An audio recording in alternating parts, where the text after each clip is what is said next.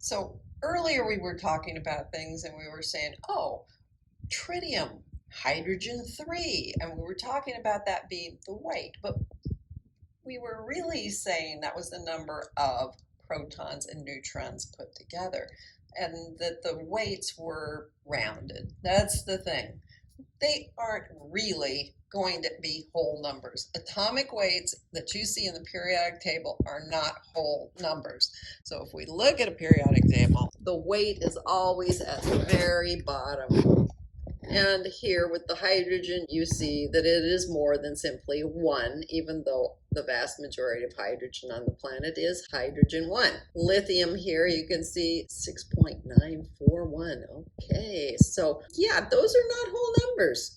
This is of a naturally occurring sample. This would be your atomic weight in grams per mole. Now, how did they come up with it? It is a weighted average of all naturally occurring isotopes of an element. That sounds very scary, but a weighted average is just as if your teacher told you that 25% of your grade was your homework and 75% of your grade was exams, and you go, oh, well, what was my homework score? I'll take 25% of that, and I'll add to that 75% of my exam scores. That's exactly what we're going to do here, except we're doing it with isotopes, which makes it sound worse, right?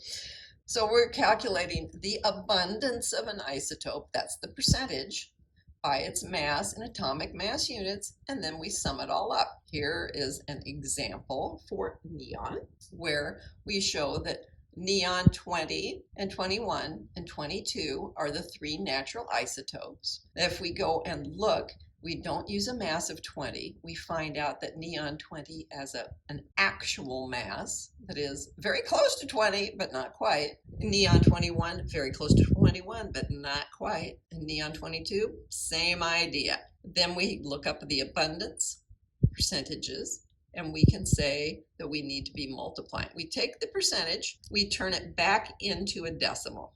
So you see the 90.4838 becomes 0.904838. We multiply that by the mass.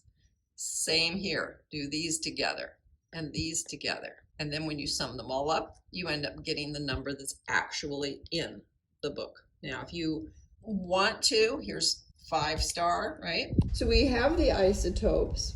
We have the mass of each isotope. And remember, this is a weighted average, not a regular average. If it was a regular average, we'd add these up and then divide by 3. But no, it is a weighted average because these are not equally abundant.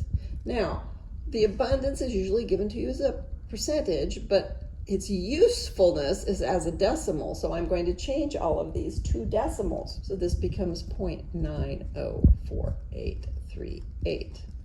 This one becomes 0.002696, and this one 0.092465. Then what we do is we say multiply. So we'll come up with a new column for each of these, 18.0899.0566 and 2.0334. Then we will add these up. Okay, they're all out here to 4 decimal places past the decimal point. When we add this, we get 20.1789. And if we go look in our table, we see that they've rounded it to 3 places past the decimal point, 20.180. If we had to round it back to here, the 9 would round this up and we would get 20.179. So should I be worried about that? Well, I'm not going to be worried about it because what they gave us is 20.180. This agrees, this agrees, this agrees. This truly is not a disagreement. They're right next to each other, right? I'm not sure about the last sig fig. This is what is going on and why you might have variations in those numbers just a little bit. It's always going to be just at the very end because of some sort of significant figure issue. It says The silver has two stable isotopes. I like two. Two is going to make it easy. There's silver 107, which has a mass of 106.90 atomic mass units, and silver 109, which is 108.90 mass units. Now, it says the average mass of silver is, 107.87 atomic mass units. What's the natural abundance of each isotope? Oh goodness, I can see that it's not exactly 50% for each. If it was 50% for each, it would be 107.9. It's not quite that. So, okay, I'm doing a little analyzing here. I'm going to expect that it is close to 50% each, but not exactly. Close. All right, if I get anything that's not close to 50%, I'm going to be really worried about what I did wrong. Now, one of the things that is most irritating about this is it looks as if I've got two missing numbers, and I'm only going to have one formula. That would be a problem. So what I want to do here is teach you what the trick is. Since they said there's only two stable isotopes, if the amount of this is X, the amount of this must be the rest. The rest of what? Well, of 100%, or in other words, of 1 if I'm talking decimal. So I use 1 minus X. That's how I'm going to deal with this. So when I'm looking at this, here's my mass, right? Because I have mass in atomic mass units, and then I have an abundance as a decimal. Well, it's not a decimal right now. Right now it's a unknown, X. But since they said there were only two stable isotopes, then altogether they have to make up all of the silver, 1. So if this one's X, then that one is 1 minus X. So what does that lead us to for our formula? We're going to have 106.90 times X. That's going to be the contribution of this first one, multiplying these together. And then the contribution of the second one is the 108.90 times 1 minus X. And all together, we would expect that to give us the natural number, the 107.87. Now I have one equation, and the only unknown is X, although it's spread out here, so I'm going to have to do some algebra to deal with it. This just stays the same. This becomes the number 108.90 minus 108.90x, and altogether it's going to be equal to 107.87. When we continue on with our algebra, we'll just subtract off the 107.87 from both of these. We'll combine these, right? So far I've got this, and then I'm going to combine these and do this subtraction. Wow, 1.03, that's not very much left there, huh? When I do this subtraction, I end up with minus 2.00x, all right?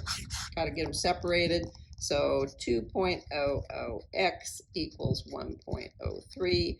X would be 1.03 divided by 2.00, which is going to be 0.515. 1 minus x then would be 0.485. And as percentages, this would be 51.5%, and this would be 48.5%.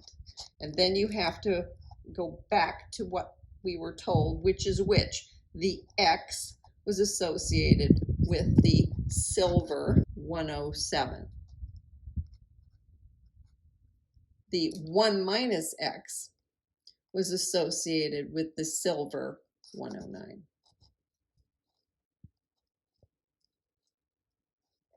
And as you can see, it's close to 50%, but it's not exactly 50%. The one that is more abundant is the one with the smaller number, which makes sense because I said if this was just a pure average, just adding them together and dividing by 2, it would have been 107.9, and it's a little less than that. So I expect the lighter one to be more abundant. So this all makes sense, and we are happy with it. We know the mass of each isotope. and the average. And we have to figure out the abundance, so we need both of those numbers to show up. The total has to add up to 100%. In other words, if we're looking at it in terms of decimals, the two numbers have to add up to 1. So if we let one of them be x, the other one will be 1 minus x.